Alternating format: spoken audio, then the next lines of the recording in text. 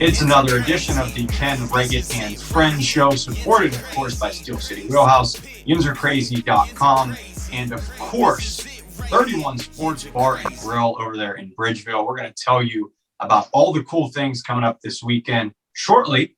But first, I want to touch on the Pittsburgh Penguins. They are still hot, having an excellent road trip. They just beat Vegas and San Jose this past weekend, getting contributions from everyone once more. Even a new goalie, Louis Domingue, played terrific against the San Jose Sharks, stopping 40 shots. And it's a good transition to another Pens goalie, or former Pens goalie, I should say, Ken Wregget, who, of course, is the owner and founder of 31 Sports Bar and Grill. Ken, how are you? And tell me about a little bit what you got going on this weekend there. Yeah, hi, Mike. Things are going well here, and we're looking for a great 2022. And again, thanks for having us on. This weekend on Friday at 8 o'clock, Friday, January 21st, Scott Blasey of the Clarksons will be performing. We have live music bands, local bands, all every weekend. We have lunch and happy hour specials open at noon. Come on in, check out our lunch specials and our happy hours. We'd love to see you. Sometimes we'll bump it in with a couple of the guys and have some nice cold beer and enjoy yourself. Always a good time at 31 Sports Bar and Grill, and always a good time talking Pens hockey and goalies here on the Ken Wregget and Friends show. Speaking of goaltenders, we've obviously touched on a few already. We got another one joining us in just a few seconds here. Former Pens goalie J.S. Aubin will join us to talk a number of subjects, including some of the Donnybrooks he was involved in back in the day, his fandom and for the Pittsburgh Penguins that still exists, and of course, what he is up to today in Pittsburgh. So get ready for that. He's joined by Ken Wregget, of course, on the Ken Wregget and Friends show. And welcome back into the Ken Wregget and Friends show. We're so happy to have another episode, of course, supported by yinzercrazy.com, the Yinzer Crazy podcast, and 31 Sports Bar and Grill over in Bridgeville. Make sure you head over there, get yourself a cold beer, some good food, and have a good time. We're thrilled today to be joined by an individual who played in 168 games with the Pens over 6 seasons from 1998 to 2004. It's none other than Jean Sebastien Aubin. JS, how you doing, man? Good. Glad to be here. Well, thank you for joining us. I'm sure Ken is glad you are here as well. Obviously, two former Penguins goalies is always a big deal when we can get them together on the same show. So I just want to start by asking you about your relationship, JS. Do you have a relationship with Ken? Obviously, I think you're somebody that stayed in the Pittsburgh area, right? Yeah, we never played together, but I was at a couple of training camp with him and got to know him there. And, he was always nice to the newcomers, which was fresh of breath air. It's not always like that. But he was really nice with us, and had great memories from those camps, and we just kept in touch ever since. Kenny, tell me a little bit about those memories, and if anything sticks out about JS to you. No, JS, he's a guy that came along. We had shared some training camps together, and I'm a little bit older than him, so I had a few extra training camps. And the one thing with the goaltenders, there's a unity, there's a bond, there's a union, and we tend to stick together. And we've had some chances in playoffs as well, Washington series, to be on the same team, on the same roster. We just never got on the same ice together outside of training camp and exhibition. But JS is a great guy. Came in, served a good role and a good purpose for the Penguins. And again, the Penguins are very lucky to have him to help get through the years we needed him. No question about it. You mentioned this goaltender fraternity you guys kind of have, which is really cool. One common bond, I think, between you guys is Tom Barrasso. Both of you individuals know him, played with him. Obviously, there was a competitive nature between goaltenders, but I'll start with JS once more. What was it like being a teammate of his, and how was your relationship with him? I'm going to try to not be negative tonight. It wasn't easy. Easy. But Tommy was, I'm trying to get the right words here. Very competitive. Very competitive. I'm sure Kenny's relationship with him was different than mine.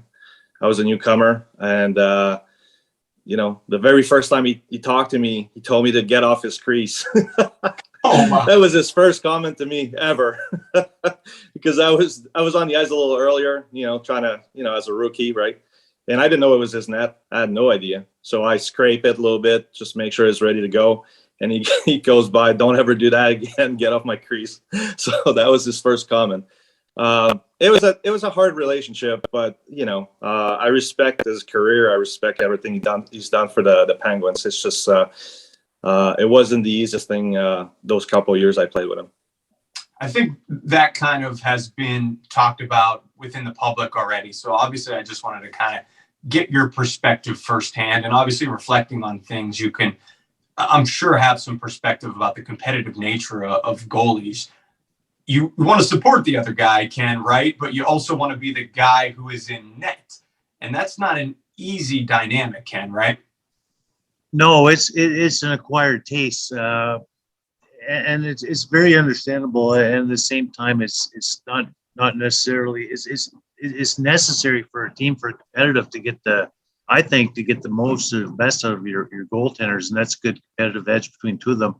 And there's healthy and there's not healthy, and I think and that goes along for the wingers, the forwards, the centers, the defensemen, goaltenders, probably coaches too. But it's just working together, and that's something that, as I said, that's an acquired taste. You got to get used to, and you got to find a nice groove together, because you do share a common goal and a common dream, and it is tough because you got guys, and I was right in the middle of it in Toronto even, but there was two rookie goaltenders that came along with myself and Alan Bester, and yeah, we you know, we'd almost fist fight who could start the next game, especially when we came to Pittsburgh, because they were maybe one team that wasn't as good as us, or as good. We were both at the bottom of the barrel. But the goaltenders, what I learned with Tommy from playing with Tommy is, you know, number one, how good he is. He won 2 Stanley Cups, and it allowed me to realize that if I wasn't playing, that I had to get myself ready to play and not embarrass myself, because you had everybody on the ice and even the stands counting on you. And it's important. It's important to have both goalies going, 7 defensemen, all your forwards, and because of your competitive nature, it does get very difficult at time. And JS did a great job when he was playing, and that's just the human nature of anybody playing at that level. And that's what makes it good, and what makes JS a great goaltender as well. Yeah, I think at the end of the day, no matter what, you guys wanted to win. So obviously that is another common bond that would bring you together. JS, on our last episode of the Ken Wregget and Friends show, we had on Dave Hansen, former Slapshot star, a guy that obviously was depicted in the movie. And we talked a little bit about how hockey has changed in terms of the Donnybrooks and kind of the all-out brawls that you used to see more in a game maybe 2 decades ago. I first want to talk about yours in 2000 against the Flyers, where, of course, you got into it a little bit. And it was an exciting rewatch for me. I was only 11 years old at the time, so I didn't remember it live. What do you remember from it sitting here today? Yeah, well, it was a brawl. All 5 guys on the ice were going. And, you know, I was very young, but there was a player, Alexei Morozov, was kind of struggling in his booth there. And all I wanted to do really is to help him just not getting beat up, basically. And I never saw Van Bisbroek coming from behind. And I think you can tell in the video anyway. Yeah. And but I'm very grateful that he didn't crush check me with his stick. He let his stick go down right before he got to me, and then just grabbed my jersey instead, because he could have hurt me. You know, we don't have any paddings in the back. And then we just square off, but there was nothing there. Like, we weren't going to fight. It wasn't about us like being mad or anything. I was really just trying to help Morozov not getting beat up. And I remember him saying, like, if you take your glove off, I'm going to start swinging. And I was like, all right. I was like, okay, what do I do? How do I do that? So I was like, okay, never mind. We'll just dance a little bit. Kenny, were you proud of that moment? Do you remember that moment as a scrappy goaltender yourself? Well, I do remember that about JS. Yeah, that and a couple of little teams I played for, and guys going at it, and things clearing up. It's a great cross-state rivalry, and you know, JS. like anybody, we just talked about the competitive nature, and it sure comes out. Absolutely.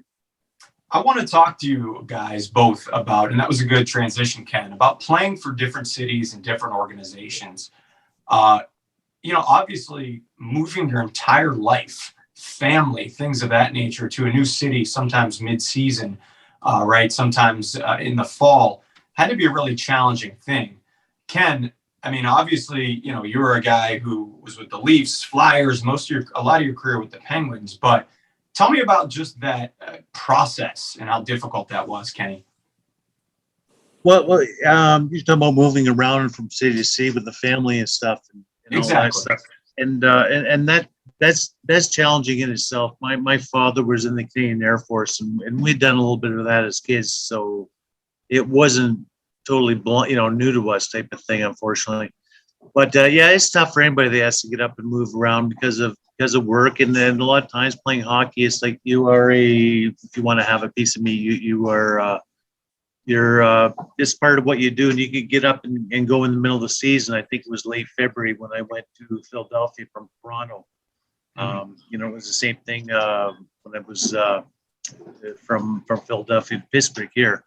So, and it depends on a person and a guy's career, whether they have kids and moving them around if they're in school and all those fun things. But it's very stressful, and the whole idea is to keep a good living for your family and do well. And you want to win a Stanley Cup, and you want to be in the best position that you can possibly be in. And so it's very challenging all the way through. But again, that's part of the game. That's what you make your living, you have fun with, and met a lot of good people around different cities and throughout North America. It's been beautiful. JS, Kansas City, we're starting in Canada, obviously, and then Kansas City and Pittsburgh and Toronto and Calgary. Talk about that experience for you. Yeah. I was lucky enough that all my movement was at the beginning of my career in the NHL and AHL. We didn't have kids until the very end of it. And so it wasn't too hard. I think the hardest part is leaving good relationships in your team and going to another team where you don't really know anybody, or if you're lucky, you might know someone, but that's the hardest part. Moving is just part of our job. You pack up and you go and you get to a new team, and hopefully they welcome you, and then you make friends quick. It's a tight niche, like it's not, you're not going in and everybody's not looking at you. They're all welcoming you for the most part, and you get friendly very fast. So for that part, I don't think it was that hard. I think if I had like three kids or 4 kids early on, that would have been tough, to move around.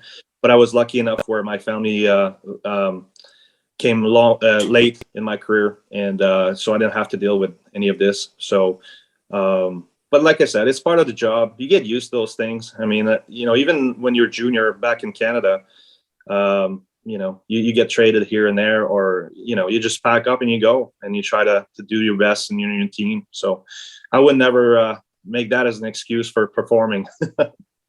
Yeah, no question. Did you have more of that family when you were in Europe? Yes. Yeah. We had our first kid in LA, when I was in LA. And then when I went to Europe, we had one that was born in Germany, and then 2 were born here, but I was still playing. Well, the last one, I have 4 kids. The last one was born after my career. So yeah, it was a lot harder then, especially going to Europe. It's a long trip, and but it was more my wife that had to deal with a lot of that. For me, it was just pack your hockey bag, your luggage, and go, and then she would come a little later. So very grateful she was willing to do all this. Always the boss of the family. There's no question.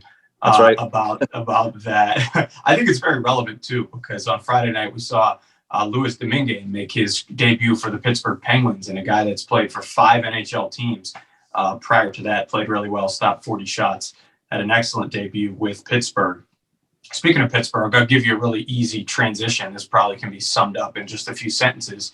Which of all those teams had the best fans, JS? You're throwing me under the bus there, huh? No, you can say all of them. You could keep it PC. Yeah. I was in Pittsburgh in the tough years. right? Sure. We weren't selling out. It was towards the years where we were bankrupt, right? So it wasn't easy, but the fans that were coming to the rink were really good. They were supportive. I had a great experience in Toronto because I had a good run, especially the first year. You know, and it was different. You know, Canada, hockey in Canada is such a religion. You know, people are so into it. Not that they're not here. It's just a little different. Sure. But yeah, I mean, overall, I think fans are great. They love the game. They support for the most part, and then you'll get the hecklers once in a while. But it's part of it, you know. Like it comes with the territory, and it's okay. I mean, you're allowed to your opinion, you know. As long as you don't get too many death threats in your mail, you're good. Ken, I know your answer to that question. You got 31 Sports Bar and Grill right there in Bridgeville. Yeah. So you have to give the the right answer. Obviously, the Pittsburgh fans are the best fans on this side of Pennsylvania and probably the United States as well. So, no, big Well reason. said. I think that this side of Pennsylvania is a good way to tie a bow on it. Ken, I want to ask you something interesting. Obviously, I think most people know JS's nickname by now was Seabass, really cool nickname. I don't know. Did we ever figure out if you had a nickname?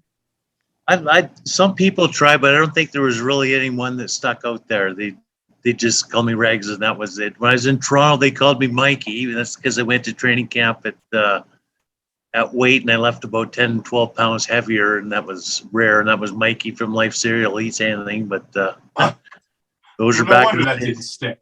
Yeah, but not really. Yeah. I'm not shocked. You're watching the Ken Wregget and Friends show, brought to you, of course, by YinsAreCrazy.com, Steel City Wheelhouse, and 31 Sports Bar and Grill over there in Bridgeville. Make sure you get there, check it out, have some fun this weekend. You never know who you're going to see. Penguins alumni, of course, coming in left and right. We're joined by Jean Sebastien Aubin. And I want to ask you now, JS, kind of what you're doing today. I know, obviously, that you're associated with the Penguins Alumni Association still. I think that you're an avid golfer. Is that correct? Yeah. Are you still running some clinics? Yeah, that's basically my job now. I do clinics, I do camps, I do private lessons, mostly all at RMU. And if anybody is looking for lessons for their kids, they can reach me out at the RMU website. Everything's there for them to contact me. But the golf part is just a fun thing. I love playing golf, but in the last few years, it becomes less and less because I get more busy with hockey. But I still enjoy the good rounds in the morning. Also, a bit tough to get out there, I guess, when it's -8 degrees and 12 inches of snow. Yeah, it's hard to find the balls, right? Yeah, fair enough. JS, it's been a pleasure, man. Ken, I'm sure you would say you taught him everything he knows. But of course, bringing two goalies onto one show, man, how cool is this? We've had some great guests so far, Ryan Malone, Dave Hansen, and now JS Aubin joining us on the Ken Wregget and Friends show. JS, have a good day. Thank you so much, man. Thank you. And by the way, I want to say, like, you know, yes, the Penguins fans are the greatest. I don't want to miss out on that. I just we were in the tough year. We're going to clip that off and post it all over Canada. Right. No, I'm kidding. I always say that my years there gave the chance to the Penguins to get Crosby, Malkin, and Fleury. So it is what it is, right? Stage. That's how great we were. Set the stage for what's to come. I saw it was a quote of yours recently in an interview where you said, I think it might have been your kids were disappointed when you took them out to Philly and Crosby wasn't playing or something like that. So fair enough. Oh, yeah. Yeah, that's right. That was for the alumni game. I think that's what it was. Yeah. But, you know, they were young. More excited to see Crosby than Dad. Of course. I mean, that is just Dad, right? Fair enough. I think that's a great way to end it. Thanks again, man, so much for joining us. All right, you're welcome. Thank you.